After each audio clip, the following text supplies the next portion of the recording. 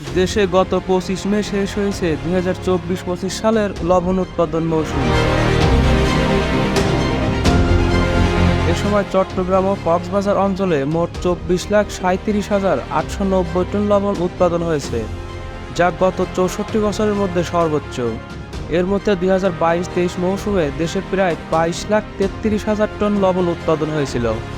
তবে উৎপাদনের রেকর্ড করলেও সম্প্রতি শেষ হওয়া মৌসুমে নির্দিষ্ট লক্ষ্যমাত্রা পূরণ করতে পারেনি কৃষকরা।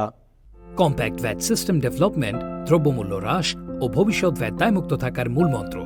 ভ্যাট দায়মুক্ত থেকে লাভজনক ব্যবসা পরিচালনার বিশ্বস্ত সহযোগী দ্য রিয়েল কনসালটেশন। স্বচ্ছ ভ্যাট আইনে দক্ষ ন্যায্য ভ্যাট প্রদানে। ঘূর্ণিঝড় রেমালের কারণে মাঠ নষ্ট হয়ে যাওয়ায় মৌসুমের শেষ দিকে উৎপাদন থেকে সরে গেছেন তারা।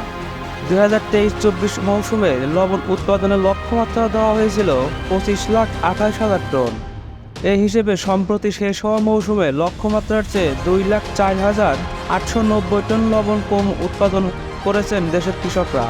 এ বিষয়ে বাংলাদেশ ক্ষুদ্র কুটির শিল্প কর্পোরেশন জানায়, মৌসুমের শুরু ও শেষার্ধে বিরূপ আবহাওয়ার কারণে সম্ভাবনা থাকলেও লক্ষ্যমাত্রা পূরণ করা সম্ভব হয়নি। তবে দেশে প্রতি বছর উষ্ণতা বাড়ার কারণে ধারাবাহিকভাবে উৎপাদনের হার বাড়ছে। লবণ খাতে স্বয়ংসম্পূর্ণতার জন্য এটা আশাবাঞ্ছক বলে মনে করছেন চাষি ও খাত সংশ্লিষ্টরা। লবণ শিল্প উন্নয়ন কেন্দ্রের প্রধান ও বিসিকের উপমহাব্যবস্থাপক মোহাম্মদ জাফর ইকবাল ভূঁইয়া বলেন, গত 25 মে পর্যন্ত 24,38,000 টনের মতো লবণ উৎপাদন হয়েছে।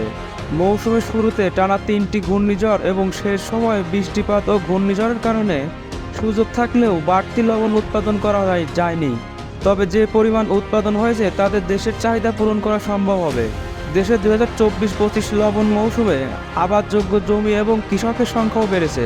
বিসিকের দেওয়া তথ্য অনুযায়ী গত বছর দেশে মোট 66,420 একর জমিতে লবণ চাষ হয়েছিল। চলতি বছর যার পরিমাণ ছিল 68,357 একর। এই হিসেবে চাষের জমি বেড়েছে 2,081 একর। এছাড়া চলতি বছর আবাদযোগ্য জমিতে মোট 40,695 জন কৃষক লবণ চাষ করেছেন, যা গত বছরের চেয়ে 1,228 জন বেশি। গত বছর মৌসুমের শেষেও মন প্রতি লবণ 380 থেকে 400 টাকার মধ্যে লেনদেন হয়েছিল।